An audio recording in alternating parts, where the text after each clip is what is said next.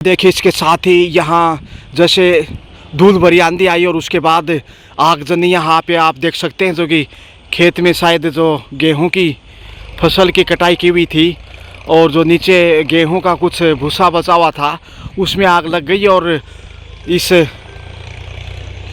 आंधी के चलते विकराल रूप ले लिया और ऐसे में नियंत्रण करना मुश्किल हो गया है। इस समय आप देख रहे हैं हरियाणा से ये आंधी का कहर और लगातार पिछले तकरीबन आधे घंटे से ये आग लगातार आगे बढ़ रही है और इस पे नियंत्रण करना बहुत मुश्किल हो रहा है। जैसे आप देख रहे हैं लपटे और धुआं भी वहाँ पे हो गया है, लेकिन ये सिलसिला कब तक चलेगा। नहर जो सामने दिखाई दे रही है उससे कंट्रोल किया जा सकता है, मगर रात्रि के समय में ये खतरा हो सकता है। इस समय हालांकि हवा के झोंके से ये नहर को भी क्रॉस कर सकती है और हवा का रुख जैसे ही तेज़ होता है तो आग और विकराल रूप ले लेती है।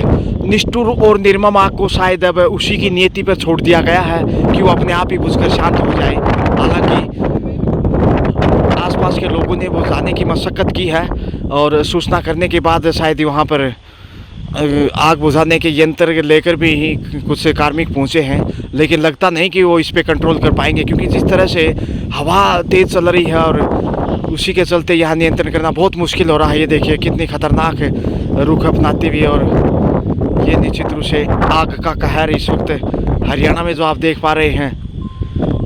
मुश्किल हालात इस समय और पिछले तकरीबन आधा घंटे से ये आग का कहर है और कब तक ये शांत होगी ये बड़ा सवाल इस समय। आप क्या कहना चाहेंगे इस आग को लेकर? काश कोई अनहोनी ना हो, मगर आग यहाँ रुकने का नाम नहीं ले रही, लगातार आगे बढ़ रही है, मानो कोई ईरान या फिर अमेरिका से चल के आई हो। लेकिन यहाँ तो कहानी कुछ अलग है और अब की बार थोड़ा सा शांत होती नज़र आ रही है।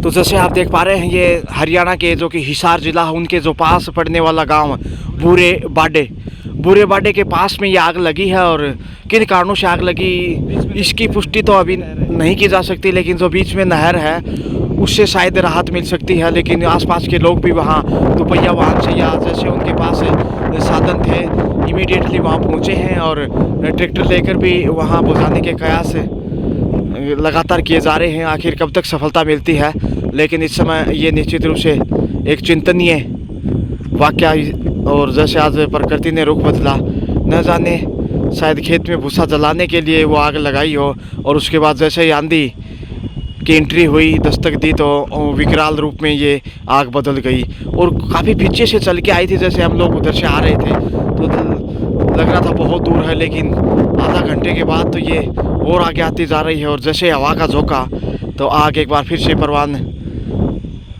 तो उम्मीद यही की जा रही है कि ये जल्दी अपने आप बुझकर शांत हो जाए। निष्ठुर और निर्मम आग इस समय।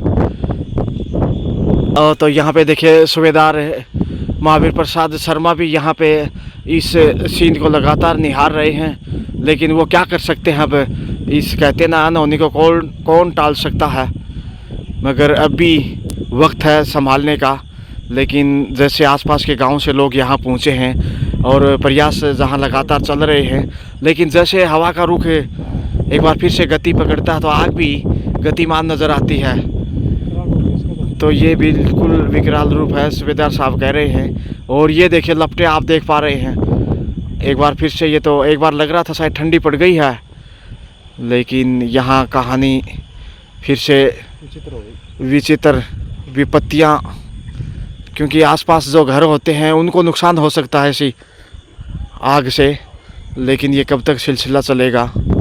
अंधेरी रात, आसमान में बादल हैं और धूल भरी आंधी। हालांकि राजस्थान में बारिश ने दस्तक दी है, लेकिन इधर हरियाणा में आंधी के बाद आग का कहर। कैमरामैन मोहित के साथ मैं गजानंद, शुक्रिया।